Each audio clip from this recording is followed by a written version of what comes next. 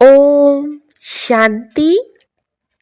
शिव बाबा के इस रचे हुए रुद्र यज्ञ की तुम्हें बहुत बहुत संभाल करनी है। यो है बेहद का यज्ञ स्वराज्य पाने के लिए। বাবা বলেন, বাচ্চারা, তোমাদের শিব বাবার রচিত এই রুদ্র যজ্ঞে খুব ভালোভাবে রক্ষণাবেক্ষণ করতে হবে, অর্থাৎ দেখভাল করতে হবে। এ হলো স্বরাজ্য লাভের জন্য বেহদ জগতের यज्ञ। इस रुद्र यज्ञ का रिस्पेक्ट किन बच्चों को रहता है? বাবা বলেন, বাচ্চারা, এই রুদ্র যজ্ঞের প্রতি যে রেসপেক্ট বা সম্মান কোন বাচ্চাদের থাকে? जो इसकी विशेषताओं को जानते हैं। तुम्हें पता है कि इस रुद्र यज्ञ से हम कोड़ी से हीरे जैसा बनते हैं। इसमें सारी पुरानी दुनिया स्वाहा होती है। इस पुराने शरीर को भी स्वाहा करना है। कोई भी ऐसा बेकायदे कर्म ना हो जिससे यज्ञ में विघ्न पड़े। जब ऐसा ध्यान रहे तभी रिस्पेक्ट रख सकते हैं। বাবার যজ্ঞের প্রতি সেই আত্মারা রেসপেক্ট বা সম্মান রাখবে যারা এই যজ্ঞের বিশেষতা বা গুণ বা মূল্যকে জানে। বাবা বলেন, বাচ্চারা, তোমরাই জানো যে এই রুদ্র যজ্ঞের কড়ি থেকে হীরের পরিণত হও। এতে সম্পূর্ণ পুরানো দুনিয়া সোহা হয়ে যায়। এই পুরানো শরীরেরও সোহা করতে হবে। কোনো এমন ভুল কর্ম করো না যাতে এই যজ্ঞে বিঘ্ন আসে। এই সচেতনতা যখন থাকবে তখন তোমরা রেসপেক্ট বা সম্মান রাখতে পারবে। বাবা বলেন, বাচ্চারা, তোমরা জগদম্বার নাম শুনেছ, কিন্তু তিনি কে ছিলেন, কি করে গিয়েছিলেন? তোমরা বাচ্চারা ছাড়া এ কেউ জানে না। জগৎ অম্বা যখন আছে তখন অবশ্যই বাবাও আছেন। পুত্ররা যেমন আছে তেমনি পুত্রীরাও আছে। যারা জগদম্বার কাছে যায় তাদের বুদ্ধিতে এই জ্ঞান নেই। তারা কেবল মূর্তি পূজারী। দেবীর সামনে গিয়ে তারা প্রার্থনা করে। এখন এ হলো রাজস্ব অশ্বমেধ অবিনাশী রুদ্র জ্ঞানযজ্ঞ, আর এর রচয়িতা হলেন মাতা পিতা। তোমরা হলে এই যজ্ঞের রচয়িতা। বাচ্চারা, তোমাদের সকলকেই এই যজ্ঞের দেখভাল করতে হবে। এই যজ্ঞের জন্য তোমাদের অনেক সম্মান রাখা উচিত। এই যজ্ঞকে সম্পূর্ণভাবে রক্ষা করা হয়। এ হলো হেড অফিস। এর আরও ব্রাঞ্চ আছে। মাম্মা, বাবা আর তোমরা বাচ্চারা এই যজ্ঞের দ্বারাই নিজেদের ভাগ্য হীরের তুল্য তৈরি করছো। তাই এমন যজ্ঞকে কত ভালোভাবে রক্ষা এবং সম্মান করতে হবে। তোমাদের কত ভালোবাসা থাকা উচিত যে এ হলো আমাদের মাম্মা জগদম্বার যজ্ঞ, মাম্মা বাবার যজ্ঞ, তাই এ আমাদের যজ্ঞ। এই যজ্ঞের বৃদ্ধি করতে হয় যাতে অনেক বাচ্চারা নিজের বাবার থেকে অর্থাৎ শিব বাবার কাছ থেকে উত্তরাধিকার প্রাপ্ত করবে। যদি নিজে নিতে না পারো, সময় যদি না পাও, তাহলে আচ্ছা অন্যদের নিমন্ত্রণ দেওয়া উচিত। এর নাম হলো রাজস্ব অশ্বমেধ জ্ঞান যজ্ঞ, যাতে স্বরাজ্য লাভ করা যায়। এই যজ্ঞে পুরানো শরীরকে সহা করতে হয়, তোমাদের বাবার হয়ে যেতে হবে। এই যজ্ঞ কোনো একটি বাড়ি নয়, এ হলো অসীম জগতের কথা। যেই যজ্ঞে সম্পূর্ণ বিশ্বকে সহা করতে হবে। এর পরের দিকে তোমরা দেখবে এই যজ্ঞে কত রেসপেক্ট করা হবে। यहाँ बहुतों को रिगार्ड नहीं है, इतने सब यज्ञों के बच्चे हैं। बच्चे पैदा होते रहते तो इस यज्ञों की कितनी इज्जत रखनी चाहिए, परंतु बहुत है जिनको कदर ही नहीं। ये इतना बड़ा यज्ञ जिससे मनुष्य कोड़ी से हीरे जैसा भ्रष्टाचारी से श्रेष्ठाचारी बनते। इसलिए बाबा कहते हैं भले यज्ञ रचते रहो, एक भी श्रेष्ठाचारी बना तो अहो सौभाग्য। বাবা বলেন যে এখানে দেখো অনেক আত্মা যাদের যজ্ঞের প্রতি কোনো রেসপেক্ট বা সম্মান নেই। এত সব যজ্ঞের সন্তান বাচ্চার জন্ম নিতে থাকে, তাই তাদের যজ্ঞের কত রেসপেক্ট করা উচিত। কিন্তু এমন অনেকেই আছে যারা কোনো কদর করে না। এত বড় যজ্ঞ যেখানে মানব কড়ি থেকে হীরের তুল্য, ভ্রষ্টাচারী থেকে শ্রেষ্ঠাচারী তৈরি হয়। তাই বাবা বলেন তোমরা যেমন যজ্ঞ রচনা করো, এতে একজনও যদি শ্রেষ্ঠাচারী তৈরি হয় তাহলে তোমাদের অহো সৌভাগ্য। দুনিয়াতে দেখো লাখো লাখো মন্দির ইত্যাদি আছে, কিন্তু সেখানে কেউ শ্রেষ্ঠাচারী তৈরি হয় না। আর পরমাত্মার ঘরে তো শ্রেষ্ঠাচারী হওয়ার জন্য আসে। যাদের শ্রেষ্ঠাচারী হওয়াতে রুচি আছে তারা তো টিকে যায়, বাকি সব ছড়িয়ে ছিটিয়ে যায়। তার জন্য এখানে তো কেবল 3 পদ পৃথিবী চাই, অর্থাৎ একটু সামান্য জায়গা চাই যেখানে মানব কড়ি থেকে হীরের সমান তৈরি হবে। কেউ এলে তার জীবনের পরিবর্তনও হয়ে যাবে। এই যজ্ঞে কত সম্মান হওয়া উচিত। অনেক আত্মাই বাবাকে লেখে যে বাবা আমি আমার ঘরে পাঠশালা খুলব কি? এর জন্য বাবা বলেন আচ্ছা বাচ্চারা, তোমরা যদি যজ্ঞভূমি বানাও তাহলে কারোর না কারোর কল্যাণ তো হয়েই যাবে। এই যজ্ঞের অনেক মহিমা। এ হলো যজ্ঞভূমি যেখানে পুত্রীরা অন্যদের কল্যাণ করতে থাকে। আর তার জন্য এই ঈশ্বরীয় যজ্ঞকে ভেতর থেকে রেসপেক্ট বা সম্মান করা উচিত। परंतु ज्ञान पूरा ना होने के कारण इतना रिगार्ड नहीं है। यज्ञों में विघ्न डालने वाले बहुत है। ये शिव बाबा का यज्ञ है तो माता पिता इकट्ठे है। इन मम्मा बाबा से तो कुछ भी नहीं मिलता, बेहद के बाप से ही सब कुछ मिलता है।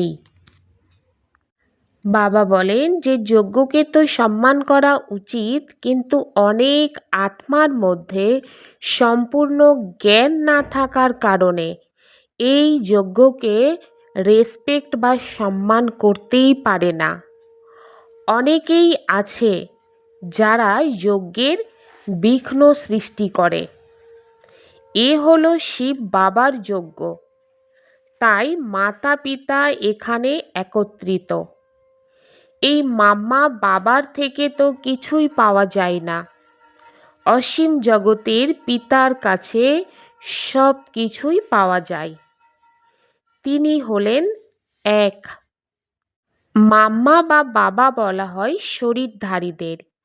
নিরাকারের তো আর কোনো শরীর নেই, তাই বাবা বলেন তোমরা সাকারের অনুগত হইও না, একমাত্র আমাকে স্মরণ করো, মানে শিব বাবাকেই স্মরণ করো।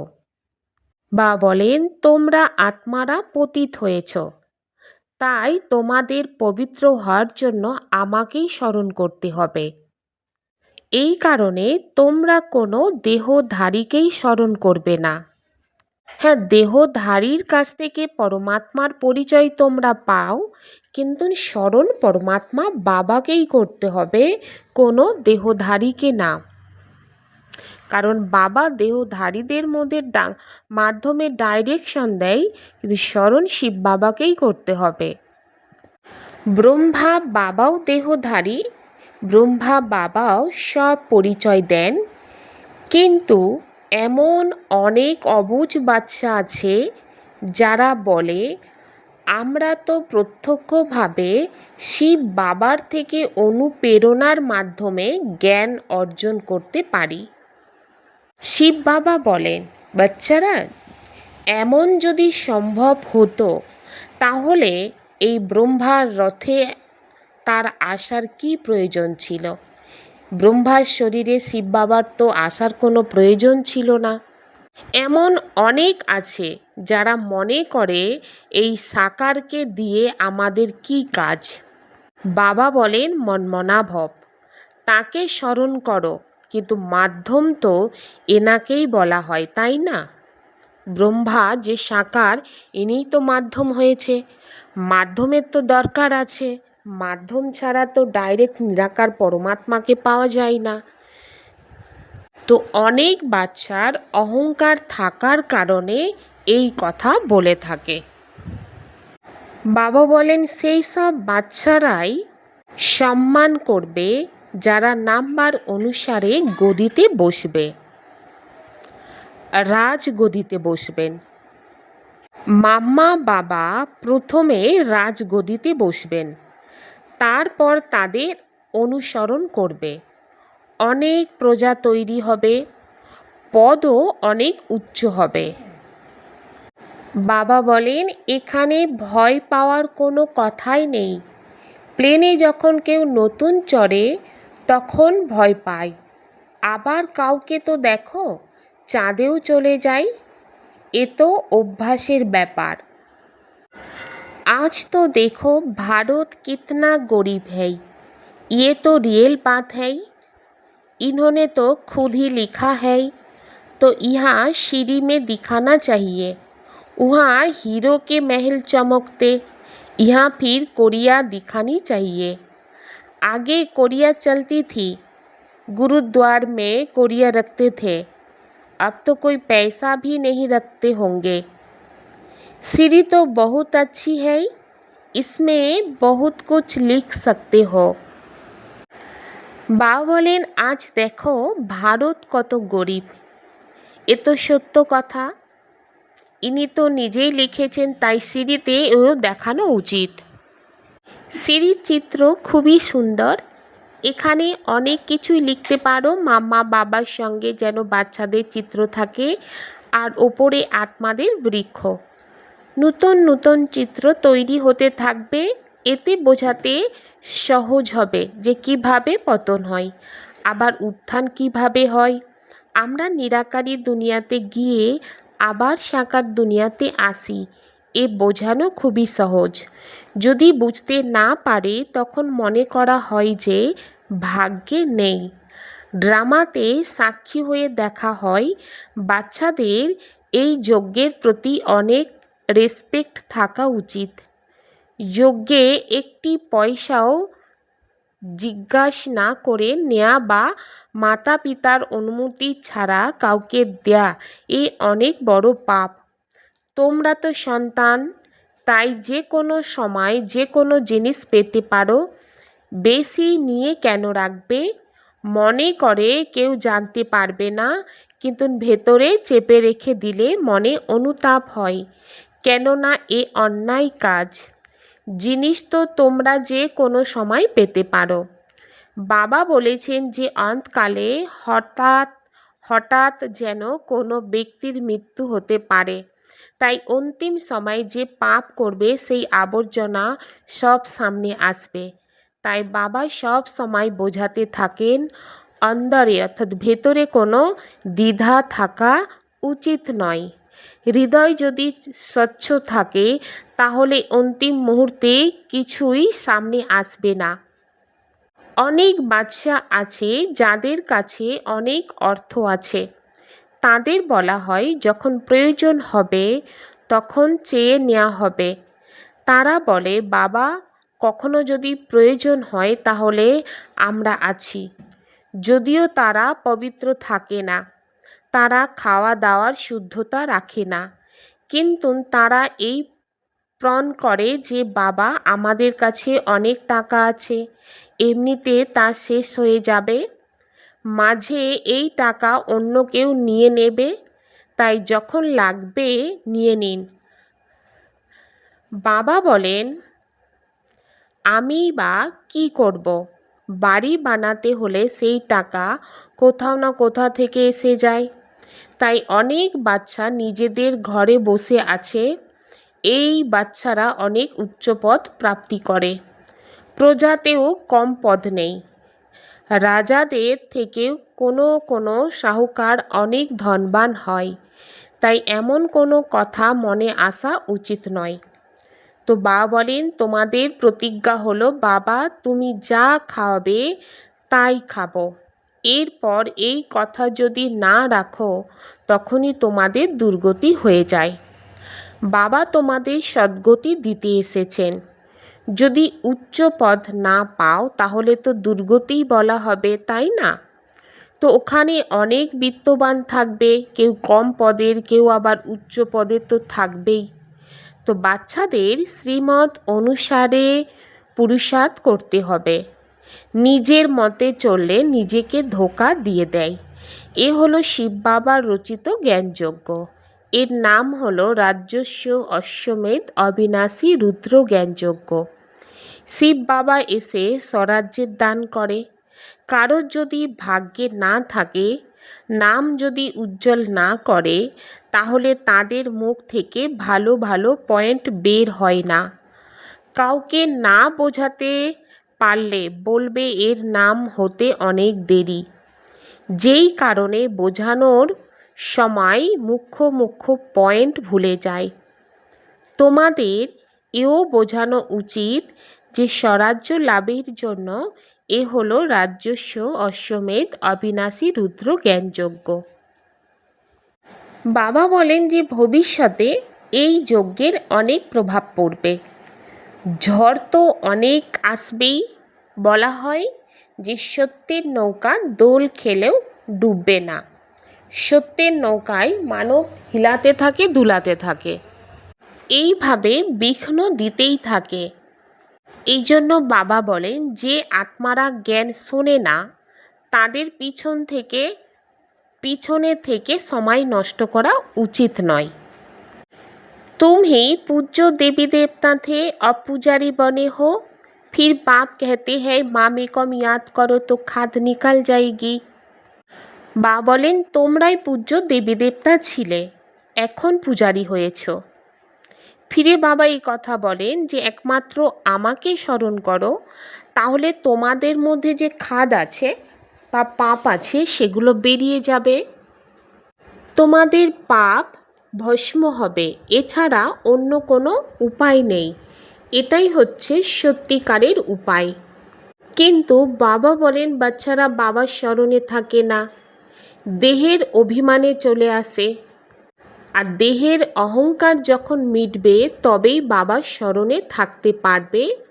তারপরে কর্মাতীত অবস্থা আসবে। বা বলেন অন্তিম সময়ে যেন কোনো জিনিস স্মরণে না আসে। কিন্তু কোনো কোনো বাচ্চার এমন কোনো জিনিসের প্রতি মোহ চলে আসে যে সে কথা বলার মতন না। শিব বাবাকে কখনো স্মরণই করে না। তো এইরকম বাবাকে খাস স্মরণ করার দরকার। বলা হয় হাতে কাজ করো কিন্তু দিল বাবাকে দাও। এই রকম কোনো মুশকিলে কোনো বাচ্চা স্মরণে থাকে। চাল চলন দিয়েই বোঝা যায়। চাল চলন ব্যবহারের মাধ্যমেই প্রকাশ পায় যে বাচ্চার যজ্ঞের প্রতি কোনো সম্মান নেই। আর বাবা বলেন বাচ্চারা এই যজ্ঞকে অনেক ভালোবেসে সামলাও। যজ্ঞকে সামলাচ্ছ, সম্ভাল করছো মানে বাবাকে খুশি করছো। প্রতিটা কথায় ঈশ্বরীয় যজ্ঞকে সামলাতে হবে। গরিবের পাই পাই পয়সা এই যজ্ঞতে আসে, যার কারণে তারা পদমপতি হতে থাকে। বাবা বলেন মায়েরা যাদের কাছে কিছুই নেই তারাও 1-2 রুপিয়া বা 1-2 টাকা আটানা পাঠিয়ে দেয় যজ্ঞেতে, যার কারণে তারা পদমপতি হয়ে যায়। কেননা এই 1-2 বা আটানা অনেক বড় ভাবনা নিয়ে আর খুশির আধারে বাবাকে দেয়, যার কারণে पदमपति हो जाए। बाप कहते हैं मैं ही गरीब निवाज तुम बच्चों के लिए ही आया हूँ। कोई आटा ना ले आती है बाबा मकान में एक ईंट लगा दो। कभी 2 मुश्ती अनाज भी ले आते उनका तो बहुत हो जाता, कना कना मोहर बराबर हो जाता। ऐसे थोड़ी कि तुमको गरीबों को बैठे दान देता है, दान देना है। गरीबों को तो बहे लोग दान देते। ऐसे तो दुनिया में ढेर गरीब है ही, सब आकर यहाँ बैठ जाए तो माथा ही खराब कर देबे। ऐसे तो बहुत कहते हम यज्ञ में समर्पण हो, तो परंतु संभाल कर लेना होता। ऐसा ना हो यज्ञ में आकर उधम मचाए। বা বলেন এমন এমন আত্মা আছে যারা যজ্ঞেতে এসে বিশৃঙ্খলা সৃষ্টি করলো। যজ্ঞে তো খুব পূর্ণ আত্মা হওয়া উচিত, খুব সুরক্ষার প্রয়োজন। যেই ঈশ্বরীয় যজ্ঞ থেকে আমরা নিজের শরীর নির্বাহ করি সেই যজ্ঞের জন্য তো রেসপেক্ট থাকাই উচিত।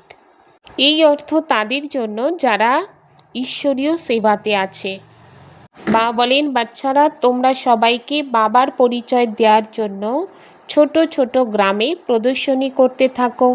একজন গরিবও যদি এর থেকে আসে সেও ভালো, এতে তো কোনো খরচ নেই। লক্ষ্মী নারায়ণ যে এই রাজত্ব পেয়েছিল কি খরচ করেছিলেন? বা বলেন এই সময় যদি কোনো বিকর্ম করো তাহলে অনেক ক্ষতি করে ফেলবে, তখন তোমাদের বুদ্ধি স্থির হবে না, বুদ্ধির মধ্যে অস্থিরতা চঞ্চলতা হয়ে যাবে। বাবা তো অনুভবী, তাই বাবা বলতে থাকেন।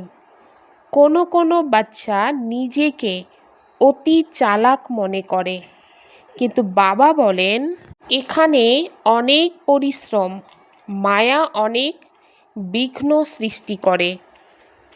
आपने इस रुद्र यज्ञ का बहुत बहुत रिस्पेक्ट रखना है।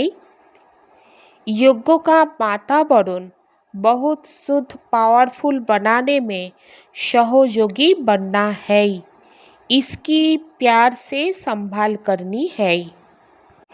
নিজেদের এই রুদ্র যজ্ঞের অত্যন্ত রেসপেক্ট রাখতে হবে। যজ্ঞের পরিবেশ অত্যন্ত শুদ্ধ এবং শক্তিশালী করার জন্য সহযোগী হতে হবে। খুব ভালোবেসে এর রক্ষণাবেক্ষণ করতে হবে।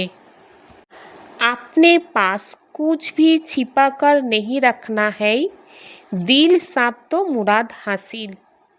इस यज्ञ की कोड़ी कोड़ी अमूल्य है, इसलिए एक कोड़ी भी व्यर्थ नहीं गंवानी, इसकी वृद्धि में सहयोग देना है। নিজের কাছে কিছু লুকিয়ে রাখবে না, স্বচ্ছ হৃদয় থাকলে লক্ষ্য পূরণ হবে। এই যজ্ঞের এক একটি কড়ি অমূল্য, তাই একটি কড়িও ব্যর্থ নষ্ট করবে না, এর বৃদ্ধিতে সহযোগ দিতে হবে। तीनों कालों को सामने रख हर कार्यों में सफल होने वाले सदा विजयी भव। तीन কালকে সামনে রেখে প্রতিটা কাজে সফল হওয়া সদা বিজয়ী ভব। লৌকিক রীতিতে যারা বুঝদার হয় তারা আগে পিছু চিন্তা ভাবনা করে তারপর কোনো কাজে হস্তক্ষেপ করে।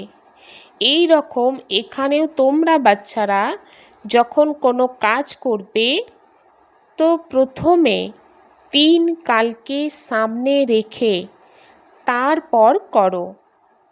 কেবল বর্তমানকে দেখো না, অসীম বুদ্ধি ধারণ করো আর বিজয়ীভাবে নিশ্চয়ের আধারে বা ত্রিকালদর্শীর আধারে প্রত্যেক কর্ম করো বা প্রত্যেক কথা বলো, তখন বলা হবে अलौकिक বা असाधारण।